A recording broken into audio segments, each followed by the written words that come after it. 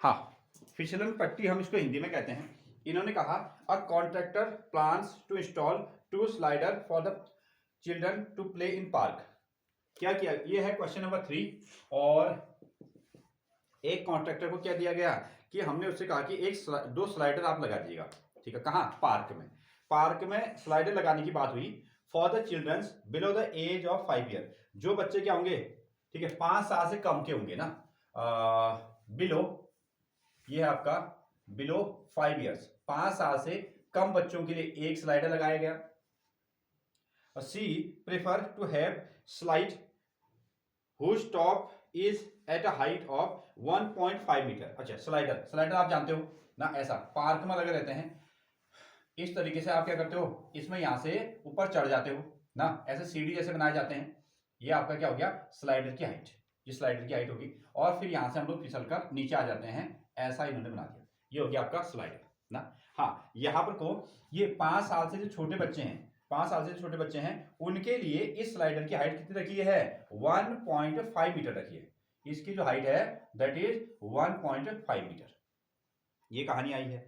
And और question कहता है and is inclined at angle of 30 degree to the ground. और सुने, ये क्या हो गया, inclination.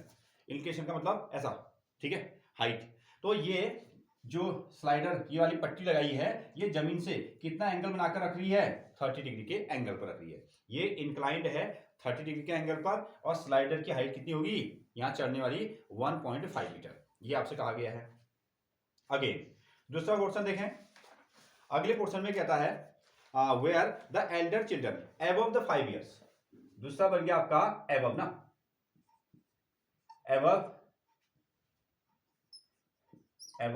The 5 year, above the 5 years. 5 साल से जो बड़े बच्चे होंगे, 5 साल से जो बड़े बच्चे होंगे, उनके लिए she want to have a steep slide at height of 3 metre. अब उन्होंने क्या किया, उन्होंने इस हाइट को थोड़ा सा बढ़ा दिया। जो 5 साल से बड़े बच्चे होंगे उनके लिए स्लाइडर की हाइट को कितना कर दिया, डबल कर दिया। दैट इज कितना, 3 मीटर। ये जो हाइट है उसको 3 मीटर का रख दिया गया। ऐसी कहानी है। Again she want to have a step slide at height of 3 metre and inclined at angle of 60 degree. जब इसकी हाइट बढ़ेगी, तो इसका एंगल भी तो बढ़ जाएगा। ठीक है, और ये क्या कर रहा है, ये जमीन से अब कितने डिग्री का एंगल बना रहा है, 60 डिग्री का। कितना बना रहा है, 60 डिग्री का। यहां आपको बन गया आपका 60 डिग्री का angle. Again to the ground what should be the length of the slide in each case.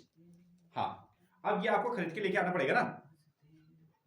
जो आपने स्लाइडर लगाया है, जो आपने ये 3 का जो स्लाइडर लगाया है, इसको आपको खरीद के लेके आना पड़ेगा। यहां आपको इसकी लेंथ क्या होगी, अलग, और यहां आपको इसकी लेंथ क्या होगी, अलग। उसको पेमेंट भी तो करना पड़ेगा। हाँ, हमसे यही पूछा है कि ये स्लाइडर की जो है लेंथ कितनी है। अब ये आपके ट्रायंगल जैसे बन गए। तो एक पोर्शन यहां ए बी सी, ये हमने नाम दे दिया, और यहां आपको इसको आपने पी क्यू और आर एक साथ नाम दे दिया ना। कौन कौन सी चीजें हैं, जो चीज आपको दी गई है वो उसको देखो, और जो आपको निकालना है उसको देखिए। यहां ये क्या बन गया आपका, परपेंडिकुलर, और ये क्या हो गया आपका, हाइपोटेन्यूज। ठीक है, परपेंडिकुलर अपॉन हाइपोटेन्यूज का रिलेशन किसके साथ में होता है, साइन थीटा। तो परपेंडिकुलर अपॉन साथ में कितना, एसी, इसलिए हमने साइन थीटा वाला फॉर्मूला लगा दिया सीधा सीधा। तो साइन की वैल्यू, साइन थीटा, एंगल की वैल्यू कितनी है 30, ए बी की वैल्यू कितनी है 1.5, और आपको क्या निकालना है, एसी निकालना है। और साइन 30 की वैल्यू कितनी होती है 1/2, दैट इज कितना आ गया आपका एसी। ये बना क्रॉस मल्टीप्लाई, इसको इधर इसको इधर, तो ये आया आपका AC 2 into 1.5 is equal to कितना 3.0 मीटर, यानी कि 3 मीटर लंबाई का, 3 मीटर लेंथ का ये यहां पर आप प्लेट लगाओगे। ये इसके लिए हो गया। अगेन यहां आते हैं इस ट्रायंगल में, हमारे पास है फिर से ना, ये परपेंडिकुलर है और ये क्या बन गया आपका हाइपोटेन्यूज। तो यहां भी क्या बनेगा आपका sine theta is equal to कितना पी क्यू अपॉन कितना पी आर। नाउ अब एंगल की वैल्यू कितनी है, एंगल हो गया आपका 60 डिग्री, पी क्यू कितना है 3 मीटर, पी आर कितना हो गया, ये तो आपको निकालना है, ये आपको निकालना है। इसकी वैल्यू है 1/2 ना। हाँ, और इसकी वैल्यू कितनी होती है याद है, हाँ 3√2 ये इसकी वैल्यू होती है। यहां कितना आया आपका 3, और ये कितना आया आपका पी आर, ये बन गया आपका पी आर। क्रॉस मल्टीप्लाई कर दो, इसको इधर ले जाओ, इसको इधर ले जाओ, तो क्या बनेगा P R is equal to 3 × 2 और अपॉन कितना √3 अपॉन √3। अब देखिए एक सीधा तरीका भी, यहां से हम लोग इसको क्या करते हैं रेशनलाइज करेंगे, ऑब्वियसली रेशनलाइज करेंगे। या आप जैसे ये भी होता है ना, याद है आपको, अगर √3 × √3 हो तो कितना आंसर आएगा 3 है। हाँ 3 आएगा, कितना आएगा 3 आएगा ना। हाँ तो 3 की जगह आप सीधे √3 × √3 भी लिख सकते हो या इसको रेशनलाइज भी कर सकते हो। इसका कितना हो गया 3 की वजह कितना बन गया 6 और √3 को हम रेशनलाइज कर रहे हैं तो कितना आएगा √3 अपॉन √3 × √3। क्लियर है, रेशनलाइज वाला याद रखो।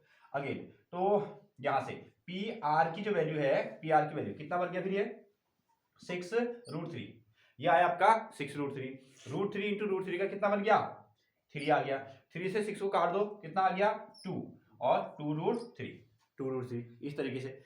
अब सुने ये √3 की भी वैल्यू होती है, अगर चाहो तो 1.73, इसकी वैल्यू कितनी होती है 1.73। चलिए इसको हम लोग क्या कर लेते हैं मल्टीप्लाई कर लेते हैं ना। मल्टीप्लाई करो तो कितना आ रहा है कितना आ गया आपका 2 3 जा कितना हो जाएगा 6 और साथ में 2 7 जा 14 का 4 कैरी 1 और 2 1 जा 2 कितना आएगा 3.46 पी आर, ये बन गया आपका मीटर। ये इसकी लेंथ इतनी आ गई। ये तो आपका सीधा डेसिमल में आ गया था। ये 3 मीटर का बनाया उसने और इसको कितना बनाया लगभग 3.5 मीटर का 3.46। राउंड अप करके इसको इतना भी लिख सकते हो। और ये चीज भी आपको नोट कर देना, देखो इससे याद भी रहेगा। यहाँ आपको लिख देना sin 30 की वैल्यू कितनी होती है 1/2 ये होती है। और यहाँ पे को sin 60 आपने पुट किया ना, sin 60 पुट किया तो इधर पर साइड पे लिख दो sin 60 इज इक्वल टू कितना होता है √3/2 ऐसा एट्रैक्शन लाने के लिए। और याद भी हमको रह जाता है, बगल में आप उसको ये वैल्यू भी लिखते जाइएगा। ये दोनों वैल्यू आपको ऐसे नोट करते हुए चलना है।